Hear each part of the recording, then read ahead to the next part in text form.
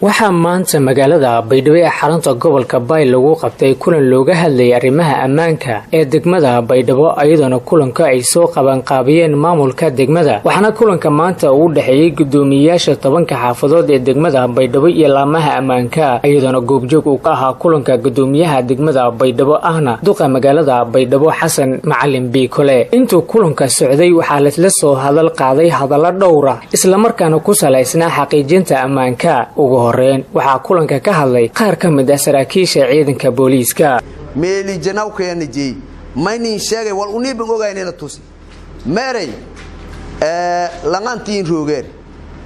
lan dhalinyaro fooder dhalinyaro hadda wali buu meel 20 jarka yaayili jariir ususahan ka gaabilsniyay inta oo wadi markaan kor ku kooy magaaladan geesa ku gali langa i wadi wali injay kurikas li wareejiyay madaan alaabta meel dhakadi kurikas meel oo wadi wali injay ganjeelkii aan galafad ay jeeyay wali tusay oo liamn xalayna tusay ganjeelka wali inay furi kor ku teegan furaajay malku biyaawer furaagas ka surun lanka markuu kor ku kooyn lama qof yalla maadu fiiski jareer markaasna jaada ama mobilka ka dugunyinger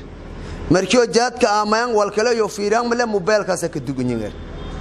lam qofku badan waarda malku saarawer wala qorigan lahayinka dhiibi koowta horaneen lamaadan qof oo mobilka haysado oo jaadkan aamaw oo wal kale isku fiiran bilaamag hata wala maraw argaan ani markaas lamaas madaan aamusi ganjeelkan isku fur ayta sheekh wali wala wajinka galaas beenti oo ulaada ay la galadnay ulaad tagate lan adeeyay abtijay walaaliyay shabaab jarna ma jar war baraka maalan ba madil gobol dooda fadayni hatta deersin leeyahay dawladda shan meelalije si sharfeen dhaqmay gudoomiyaha degmada iyo gudoomiye ku-xigeenka degmada Baydhabo ayaa ugu mahad celiyay wada shaqeynta ka dhaxayso shacabka iyo laamaha ammaanka walaalo koow markii la ku baaho muslim hadin liiskay muslimka oo dhan arday may buu ahaa hal farlaayo lan bini aadan naftiis gooyo han bahi ho dadku ku goobto sheegto may buu ahaa may ajara kalaas wallahi billahi shacabkana yani kasto Baydhabo dad badanta hatta dadka gordayaan laakiin wata hatta kooy ku saakasaya laakiin araga jar aragan usmay sagaab jeey kala ku saay ma heeraan qalfada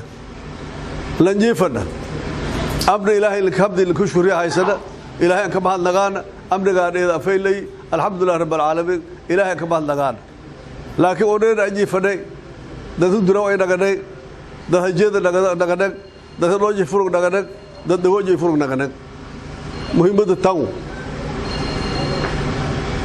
ma taadiid tiraab sokole raali bihidina ba ina shaqeyn raali bihidina in adoo ka horsa raali bihidina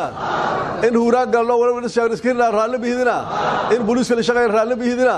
in mas'uuliyiinta la shaqeyn raali bihidina in dawladda difaaco la shaqeyn madaxweynaha ka sareey raali bihidina ugu dambeyn waxa kulanka soo xiray gudoomiye ku-xigeenka amniga gobolka Bay Xasan Nuur Ilkaase asigoona bulshada reer Koonfur Galbeed ugu baaqay inay la xiriiraan laamaha ammaanka ee degmada Baydhabo laankast ee gudoomiye ku-xigeenka gurigii la ka araga lan oo al-shabaab ee la ku dhaabi oo hanis diimneen marneeda mukumada gulu bulshada gulu dawladda wareega socda an shaawna ma siin ku fadaasa gudoomiye xaafada an shaaw siin ku fadan isin marneeda ma la raay xaafado ka dhaajartan isin bulshada indigo siin ku fadaas tan kalma ka gabagabaan doog marne hadal ma badan hadal wali la sheeg fadi reegan sheeg wada shaqeynta faylaatoy booliska la shaqeey boqolkiiba xaafado dadkan oo barar rogay marna amaansho eedanka dadaalay bulshaduna ka dadaalay laakiin gudoomiye xaafadiyalka wala siin ka dhaajar maalmo ka hor ayaa laamaha ammaanka waxay gacanta ku soo dhigeen nin isku soo xiray waxyaabaha qarxa hadafka ninkaasi ayaa ahaa inuu isku qarxiyo gobaha ay bulshadeynta reer Koonfur Galbeed ay isugu yimaadaan si uu u galaafto kumanaan ka tirsan shacabka reer Koonfur Galbeed isla markaana aan waxba galabsan Maxamed Deeqseer Jito dalka TV Baydhabo